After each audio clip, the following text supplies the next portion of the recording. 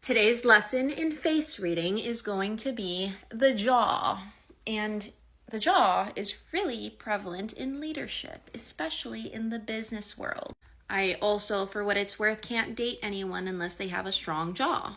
Because in today's temperament, I can't say anything without backing up that I've tried it to keep an open mind. Otherwise, I'm offending someone somewhere out there because it's 5 o'clock somewhere. Ugh, at least I'm not sick anymore and I'm feeling better. So anyways, about the jaw. The jaw defines a lot of things, including leadership capabilities and the ability to execute things. The opposite of the jaw, which I want to highlight, are creative geniuses. Like, the more inward your jaw and the more in, the rest of the space that usually that goes towards is hopefully not the back of the head, but hopefully the actual head itself. And that would be a representation of someone with very high IQ. So everyone has their place in this world. For a girl, I happen to have a pretty wide and strong jaw. However, that has a lot to do with my upbringing. My mom was very cared a lot about school and education and entrepreneurship and business development, like from a young age. I was 15 going to Chamber of Commerce meeting.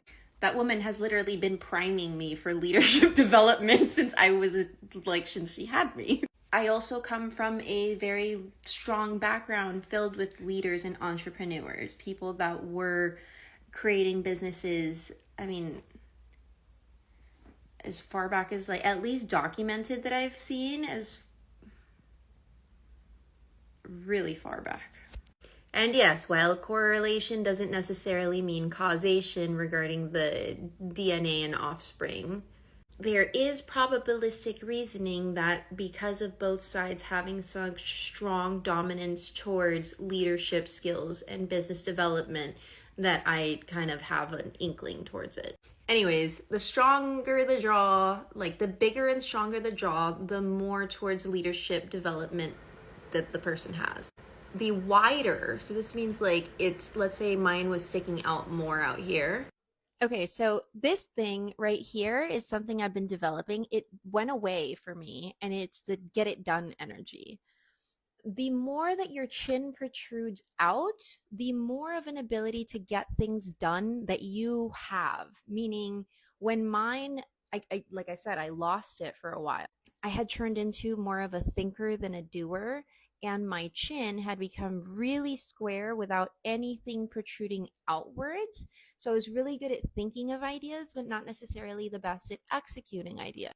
Through developing this as an exercise, as a muscle, my face has literally changed where this has protruded out more. I also do fascial massages, so that moves the fascia back into place. But even without this, I've witnessed other people's faces change and protrude and expand and move back and morph into something else because they have changed how they feel about themselves, how they see life, their perspective has changed. So anyways, the chin represents getting things done, and the more inverted it is, the more of a thinker that you are, less of a doer. The more outward it is, the more of a get things done kind of person you are. Like I was saying before, the wider that the chin is from this side to here, that actually accounts for awareness and logic. And I have a lot of it, which is why, plus the micro expression thing, there's a lot. It hasn't gone away. It just stays because I'm always seeing faces and seeing people's micro expressions in real time. It's not like something I can control it now, so it's not so overwhelming, but I haven't been able to fully block it out. So I still see faces and read faces when I'm not trying to. I remember I had a friend that was having me read the coworkers' faces, and it was an executive position. There was one guy that had no chin whatsoever, and he was a thinker. And I was like, that's odd that that person is in that position, because your position and your equals have to do it energy and thinker energy. You can't have one or the other. You have to have both, and quant. So a lot of awareness too. And I was like, that guy's a weasel. He weaseled his way into the position. And sure enough, later on, all the stuff that was coming out, it was just a little weasel, which we already knew.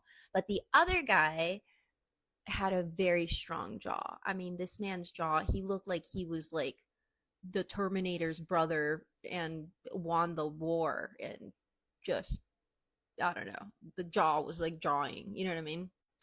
But he was kind of like a meathead. Like he wasn't both. He was more meathead, get it done energy and less thinker. But he did have quant, so that counted for his awareness. But it's still like there was no competition at the end. And that's the cool thing about seeing and reading faces, is like I could bet on a winning racehorse, but I can also see what works, what doesn't work, how they could work together. Anyways, let's go back to Jaws. So again, the more that this chin protrudes out, the more of an ability that that person has to get things done. The thickness or the width of the jowls, if you will, accounts for awareness and logic. So this person would be logical and a person to win over through reasoning rather than emotion. Um, Me, I have both. So I account emotions because I know feelings are facts and facts are not feelings. So they're both the same time. There's truth to both at the same time.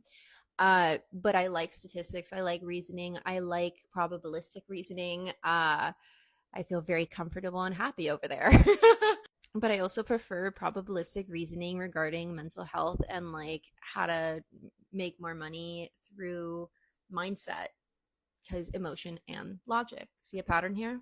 Oh my God. And one of my friends, he has a dimple, chin dimples. These mother flower chin dimple people.